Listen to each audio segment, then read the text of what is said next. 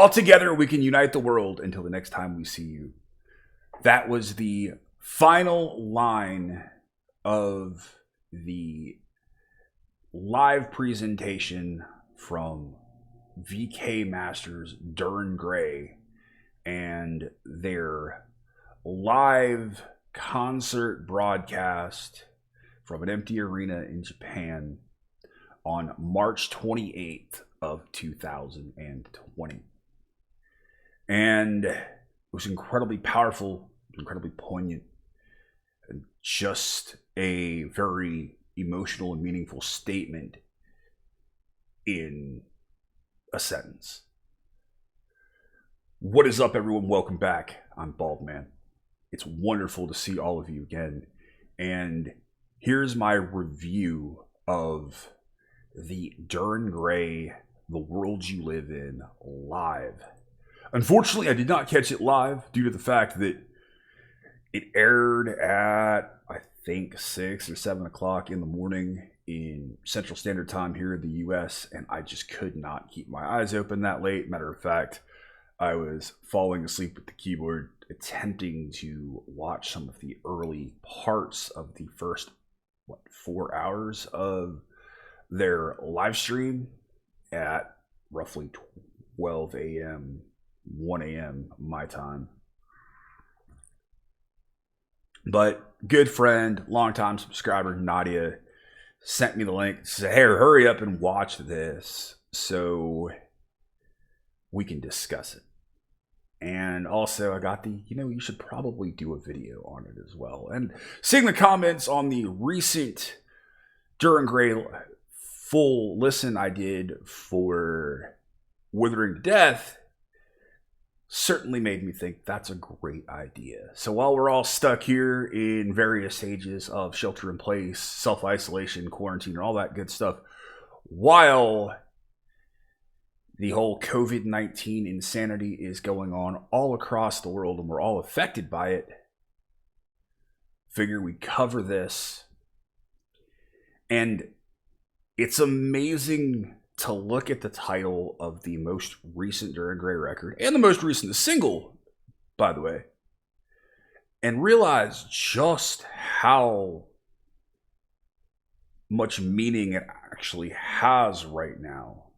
It's almost eerie in a way. The most recent Dir En Grey album being The Insulated World, and right now so many of us are experiencing just that. This feeling of insulation and isolation and self-isolation to make sure that we don't catch whatever happens to be going around right now. Then the massive 10-minute 2-track single, basically 2 tracks off of Insulated World, that was combined to make the World of Mercy track that they released in August of 2019 to tour on for the This Way to Self-Destruction tour that the US, so thankfully, unfortunately, we were able to get, as well as Europe, just recently wrapped up. Has so much more meaning, both of those. And Dir En Grey, in typical Dir En Grey fashion, band that I've truly come to love, it's truly been very dear to my heart, decided to do a very outstanding, in-depth live stream. And some of the comments from Kuru post-show, I don't think they realized how big it was going to be. I think they said at points there were 37 to 40,000 people watching that stream, watching that live. So that's amazing. It's amazing to see an outpouring of people from all over the world. It's amazing to have people that have not had a chance to truly experience them in a live environment, being able to share that from their place of viewing all across the world and be united with fans from all across the globe. It's something that we're truly fortunate to have on the internet. And the set list is just amazing. It took me a while. I've got 2 videos up on Insulated World, and it took me far longer than I expected to truly love the record. And now, having seen them in Houston, Texas in December, I've got a live review of that show up. With that set list, with the way they had it structured, I've actually gone out and set up my own version of that in the Insulated World Records. So that track list now reflects, as best as I can, the set list from that concert, or the This Way to Self-Destruction tour, because I really liked the track placement better. I felt that originally the record was a bit front-loaded. So I'll put a link to that set list down below. I'll also put a link to the video of this live down below. If you have not had a chance to see it yet, what are you waiting for? If you have the time, go watch it. I highly recommend it. It's a monetized video. They're still going to see income from it, even though they've got a bunch from the actual stream and all of those wonderful fans that were contributing during it. But every view is going to give them some kind of monetization, some income out off of that. So please go check it out if you haven't. But the set list in this live is just fantastic. It really is composed of some of my absolute favorite tracks from Insulated World. And it couldn't have come at if there had to be a good time for Dir En Grey to do a live like this, now's a pretty good one. And the reason I say that is because they've done a lot of extensive touring in the past several months. They're still kind of in that groove, and they're very familiar with a lot of the material off of Insulated because they've been playing that album in its entirety live, and that certainly helps. So that made it more fortuitous as this whole situation could be for them. It opens up at track 1 with Ningen Wo Kaburu, which is one of my personal favorite tracks off of the Insulated World. And it's just got some fantastic guitar work in it. Great moods, great atmospheres. That opening with those big resonant notes and chords is just gorgeous. The tracks off of Insulated World truly shine live. It's a record that they clearly wrote with the intention to play it in a live environment, and man, they sound good on the record. They sound amazing in a live setting, and I think they truly showed that.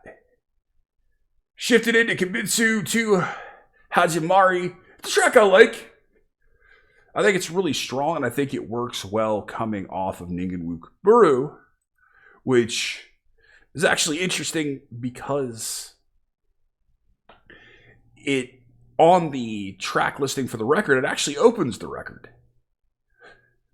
So it's cool to see that they placed that second in the order to kind of give a boost as opposed to opening with it. Though I still think that the opening with Zetsuentai, as they did when I saw them live, was an utterly fantastic. However, in the combination on the set list that we were treated to on Saturday, I actually like the placement of it even more.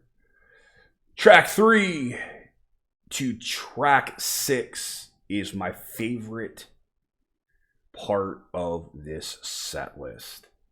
It's masterful with the tracks that they utilize in the order that they utilize them.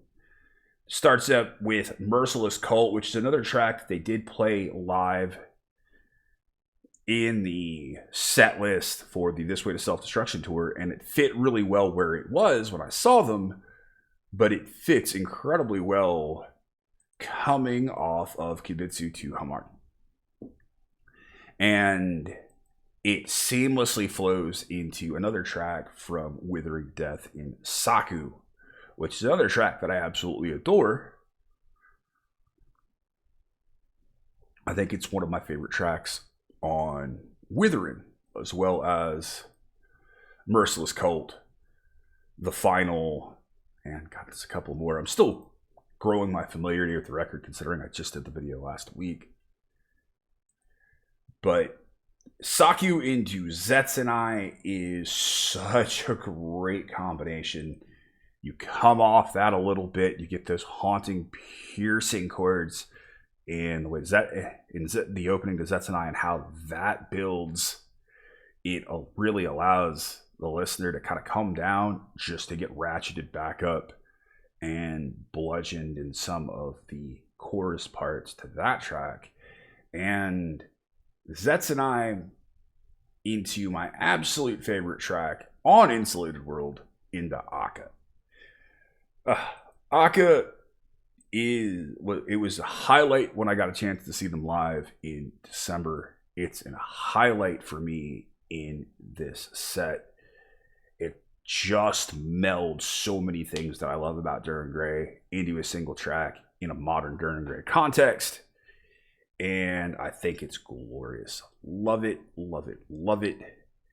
I was so happy to see that combination. Those four alone make the entire video worthwhile, and I don't think there's a bad track in the bunch. Downfall is one of those heavy, chugging tracks that certainly plays to a lot of Dir En Grey's current mood and where they're composing and writing. I still am a little on the fence of the drum work. Well, still, I guess not even on the fence. I don't really like the way Shinya simplifies in those faster passages. And so that can be a little bit of a struggle, but it certainly works for the set list. And it goes into another utterly fantastic one with Fukai. Man, that's another one of those tracks. When it came up to it, I was just, yes! It's like I wanted to scream, belt out a little bit here in my recording space. And conversing back and forth with Nadia track by track was just fantastic. To sit there and hear some of these tracks, I can imagine you guys felt so similar, the longtime fans. And I think for newer fans to the band, I think the set list is really accessible for Dir En Grey. It flows together incredibly well. And you get a track coming off of Fukai that normally is buried down towards the end of Insulated in Keigaku no Yoku. And again, it continues to keep the mood, but it resonates a bit differently, and it goes over really well live. I was also impressed by this point because there's no crowd.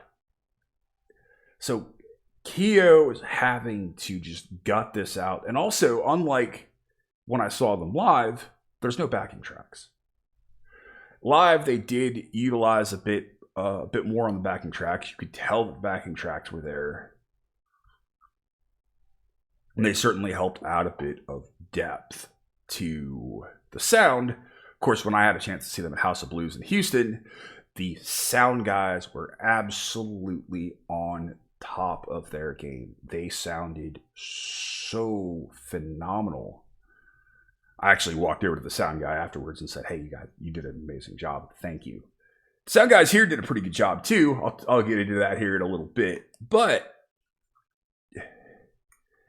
you could really tell that this stuff's sapping. You could see a little bit of the steam coming out of them by that point, because there's no breaks. He can't rely on the crowd to sing a part and take a little bit of a break, cheat a little bit. And even though some of these tracks are simple or easier to play, they're still fatiguing. And even though Shinya is not playing a lot of the really difficult extreme metal stuff, it's still fatiguing. And you could see that it was taking a little bit, and I was really happy that they continued to play at such a high level. But watching this live, singing into Ranuculus, which is another track I absolutely love. The chorus is so catchy and hooky that it's one that I almost don't like listening to, because then I'm walking around for hours taking my two co-editors out for their incredibly demanding walking schedule and just humming or singing that the chorus to Ranuculus over and over again, because that it's just so earworm like and it just hooks into me. But you can tell watching this live, that song's difficult on a vocal standpoint, and I've always been impressed with Kyo and the things he does from a falsetto, a head voice standpoint.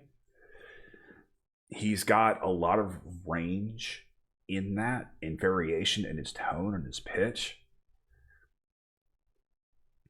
And he's not a traditional singer. It's always funny to watch some of these quote unquote vocal coaches try to cover a DirEnGrey track, because it's so completely foreign to them. Because a lot of that's not taught. It's him figuring it out over the years and turning something that a lot of singers would look at and go, "What? You want me to do what?" No. Into this amazing part of his arsenal, and this amazing part of who he is as a singer. But you can see there's points and hear that there's points where he's up there in that falsetto part, and it's challenging for him. He's coming off it a little too early. He's a little spotty in it.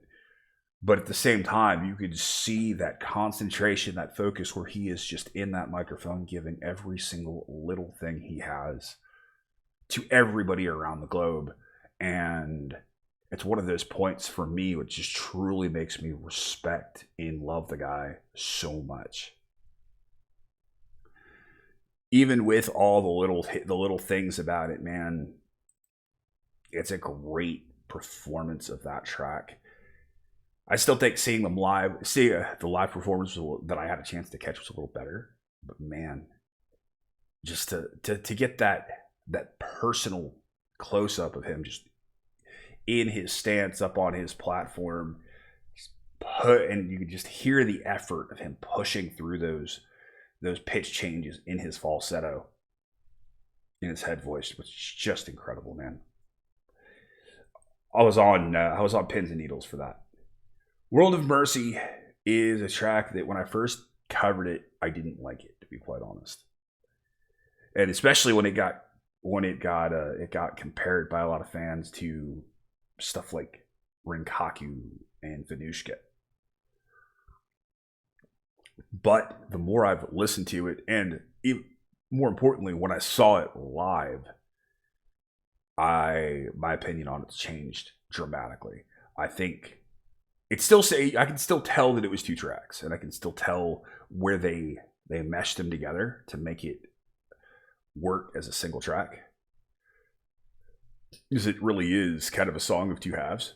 But it's such a great song live, and they do a very, very, very good job with it. When I saw them, that was the track that ended the main body performance. It was 13 tracks that we got from them. It was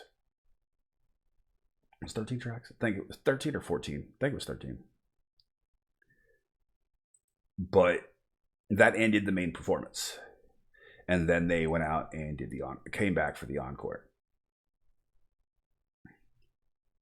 The only track that they didn't play on Insulated at that point was Utafumi, which is the same here. But I was really blown away after seeing them go through World of Mercy, especially because from the performance aspect in the song, that's really where Kyo hammers home all that emotion. You get the acted self-mutilation using that specifically chosen red mic cord to simulate him ripping himself open and his entrails spilling out, to have that visceral, gut-wrenching impact on the concert goer, because so much of what they do as a band truly is so incredibly theatrical. It's predicated on that feeling and those emotions. with their video presentation, their stage presence, and the roles that each band member plays. So I'm really happy to see that people got a chance to experience that, but I was truly surprised that they didn't take a break. They went straight into Sustain the Untruth, and my hat goes off to them for it, man. I can't imagine coming off being a musician in that band and coming off of such a track like World of Mercy, coming off of a heck of a set to that point already. That's 11 tracks in, and they haven't stopped, they haven't paused. A lot of bands will take their breaks, they'll change instruments, they'll have those points built into a set like that where they're talking to the crowd, there's some banter. You're not getting that here. You're just getting this onslaught of Dir En Grey pounding your face and your emotions into the dust, proverbially, of course. And it was incredible to experience. So to see them go through that without an encore, my hat goes off. And of course, closing out Utafumi, a track that again didn't click with me the first couple times I heard it, did a video on it, but I've since come to love it. I guess the whole theme here is these tracks work so well live. The album is good. The album doesn't do them justice. Like, the album is great. It's truly become one that I adore. It's very close to me at this point. But it's a different, powerful, monstrous beast when you get a chance to experience it in the live environment. And I just don't feel like the songs are done as much justice on the record as compared to when you have a chance to experience them live. Overall, it was an amazing performance. Watching them close out Utafumi and seeing the little things, you could tell that not having the crowd there kind of threw him off a little bit. Toshiya did his bow, the amazing vampire king who at 45 to have hair that gorgeous and flowing. Well, as a guy who's not that old, who I've been losing my hair since I was 22. I've been going bald. So to see him have that glorious head of vampire locks at 45, well, I salute him. The bow from Toshiya, to see Kyo crack a smile, you could just see that even though the crowd wasn't there, they were incredibly overjoyed and happy about it.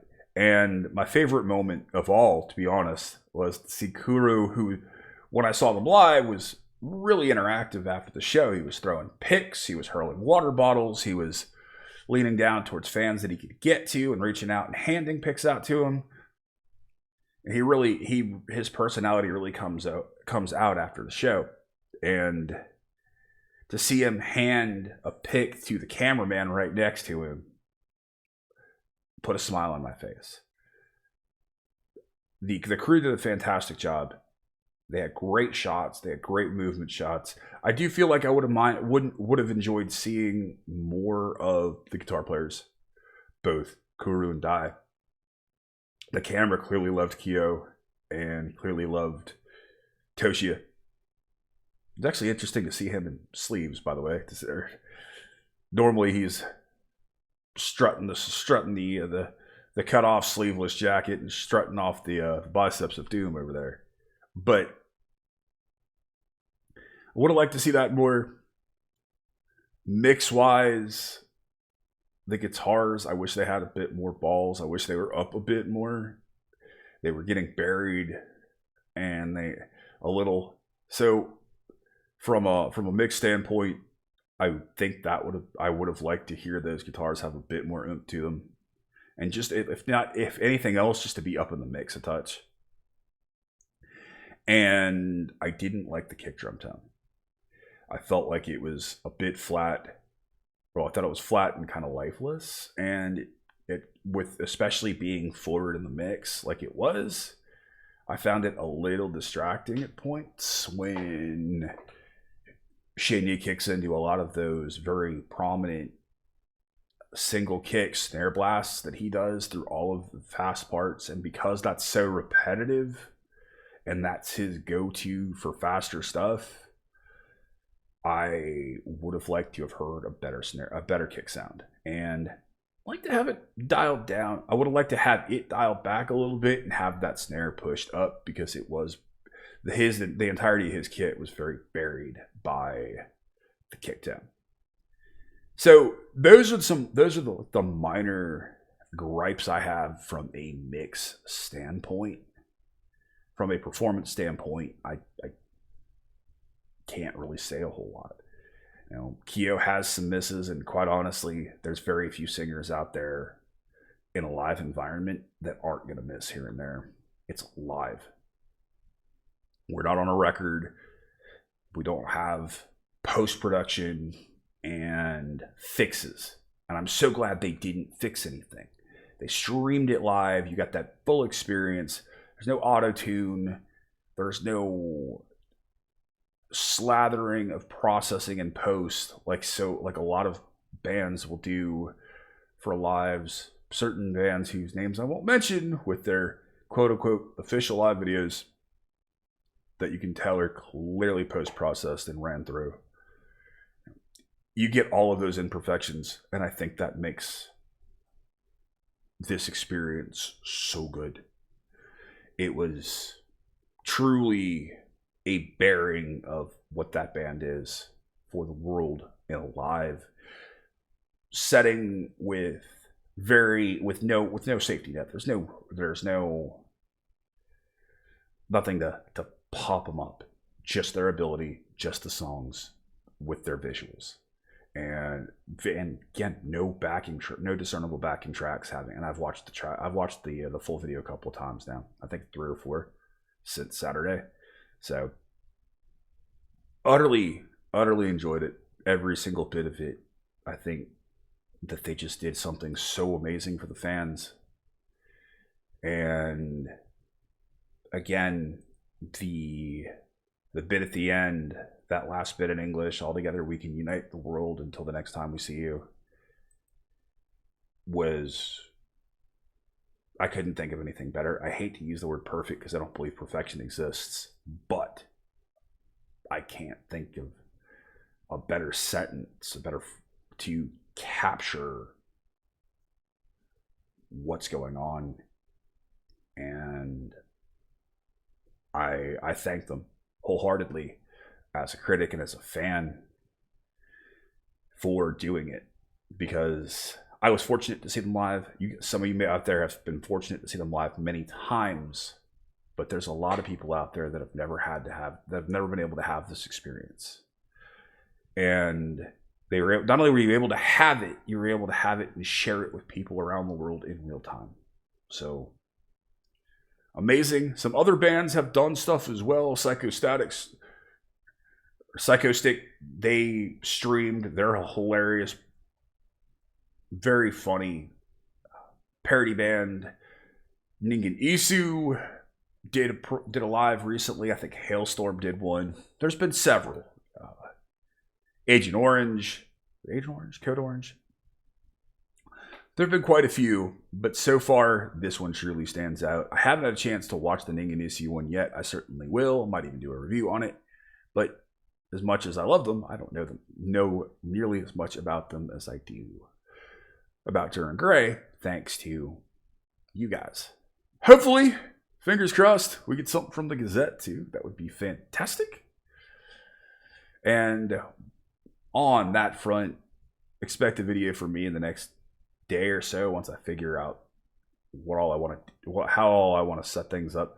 But I've got a challenge for you guys now that we're all stuck in isolation and we have a lot of time on our hands. So